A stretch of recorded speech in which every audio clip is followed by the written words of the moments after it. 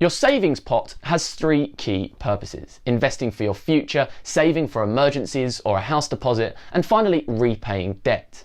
In this video, we're going to be looking at which one you should be prioritizing. In fact, people think that doing all of them is best, but by prioritizing one, you're doing something much better for your net worth. Mitchell here from Study Wealth, documenting our journey to success. Let's get straight to today's video and working out whether we should be saving or paying off debt first. Average total debt per household in the UK, including mortgages, was £60,363. Per adult, this was £31,845, around 112% of average earnings. This is up from a revised £31,765 a month earlier. So not only is our debt more than our earnings, but it is also rising. Now, all these statistics do make for quite hard reading. In a sense, it basically means the average person in the UK is broke. We have a negative net worth where our debt is more than our earnings. But not all of this debt is going to be bad debt, and here's a little bit more detail on why. In a sense, any debt that doesn't make you any more money is classed as bad debt. This can include things such as credit cards, consumer debt such as Klarna, which is your enemy by the way, and car loans. Now, the common features with this type of debt is that it's high interest and of course high monthly payments. This is bad debt, and that's why it's sitting on the devil's shoulder. In the UK, the average credit card debt per household was around £2,595. The interest rate 20.77%, and the time to pay off that average credit card debt 26 years and 8 months. So this is known as bad debt. It's sitting on the devil's shoulder because it's high interest and it's high monthly payments, or it takes a long time to pay off, and so you're accruing a lot of interest over a long period of time. You pay back more than you need to. Good debt, on the other hand, is the opposite. It contributes to your future wealth. A good example of this is a capital appreciating asset such as a house purchase, where you take a loan over a long period of time at a relatively low interest rate. At the end of that period of time, you own the asset and that asset has increased in value. That is known as a good debt example. Another example for our UK viewers here is student loans. Now, student loan or student finance is where our government contribute to our university fees and maintenance costs. Now, where I would emphasize that it should be seen as a contribution rather than a debt is because anything over the threshold, which I've got here as £26,575, you have to contribute 9% over that threshold, and that's your gross income. So in a sense, it can be seen as a long-term contribution to your education, which in a sense, and if it works, the education works correctly, should be contributing to your future wealth. So the good debt and bad debt, which I've got here on my two shoulders, devil bad, angel good, is because you can service it and it's a contribution. For student finance alone, the fact that it is wiped after 30 years anyway, it's very unlikely that you're actually going to end up paying this good debt off. In fact, as per money saving experts' assumptions of the student finance repayment calculator, you'd have to be earning a starting salary, a graduation starting salary of around £55,000 to actually be ever paying back that loan. So see student finance on this good debt side. It means you can service that type of debt. You're contributing, you're not repaying your education. So now we're starting to understand a little bit more about debt. On my left hand side, the devil's shoulder, you've got the high interest, high monthly payments such as credit cards, consumer debt, and of course car loans. On the right side, the angel's shoulder, you've got what we call good debt. Now, this is debt that you can actually service and it contributes to your future wealth. It makes you more money, and things like this you can think of are mortgages, and for the UK, for example, we've got the student finance.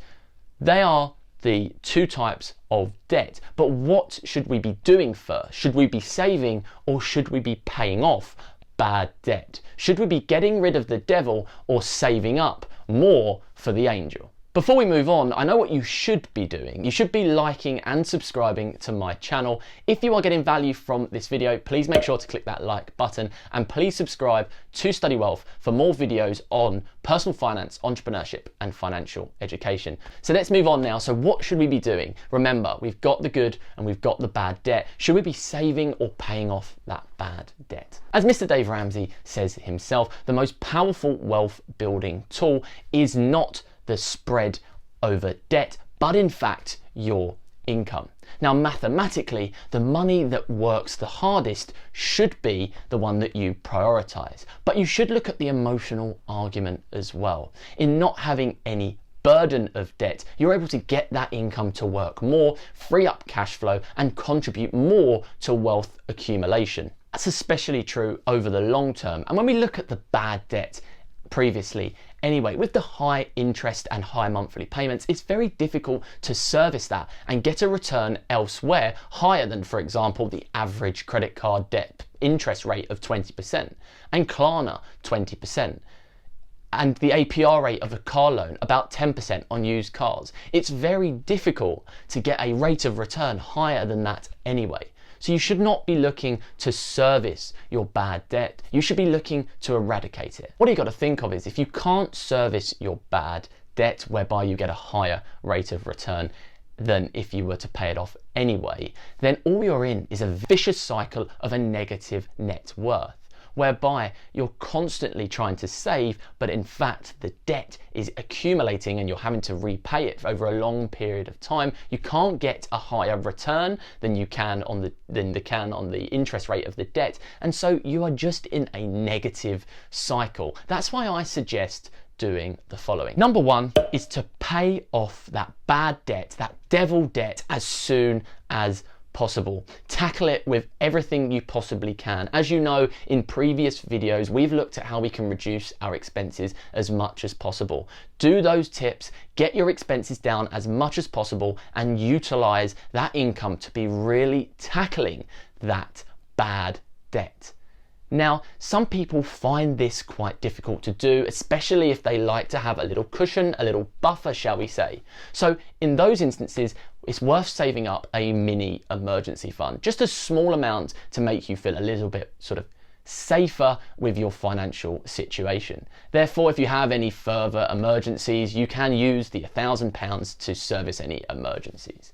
But make sure you're using most of your money to tackle that debt. Now, another thing to consider here, if you have an emergency fund already of around 3 to 6 months, but you also have bad debt, whether it's credit card, consumer debt or a car loan, I would recommend using those savings to pay off the bad debt. Now, the reason for this is the negative real return on the debt versus the return on the savings account. Especially if the loan is with the same bank, it's even more true because you're basically paying them off, but also getting a really crap interest rate on your bank account as well. Saving in an account and paying them money, you're paying them more than you're getting in the savings. Make sure you get rid of those high interest, high monthly payment debts that are just damaging, causing a negative net worth. It is going to be difficult and it is going to be hard using the savings that you've earned up, but by freeing up cash flow, you will quickly build a new emergency fund or a new house fund, and you will not have to worry about the burden of a bad debt. Finally, the best thing about understanding the difference between bad debt and good debt is you can service the good debt. You don't need to approach the good debt in the same way, if you don't want to, as the bad debt.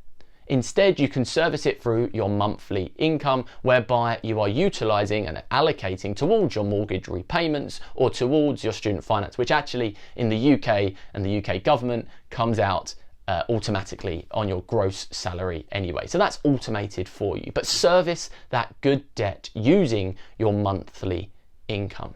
Now, the benefit of this is once you have no bad debt, we can start looking at moving towards, which is really, really key, overpaying on your mortgage, investing in your future, and of course saving that emergency fund. But listen, and I really want to emphasize this, that bad debt, that devil's debt needs to be eradicated as soon as possible for you to be able to really excel and grow your wealth as much as possible. Okay, so you've worked out now that you've got bad debt and you need to work out a way on how you can repay that as efficiently as possible. Well, that's going to be next video. Today we've worked out that you should be paying off that debt rather than saving. In the next video, we're going to be looking at ways you can eradicate that debt as much as possible.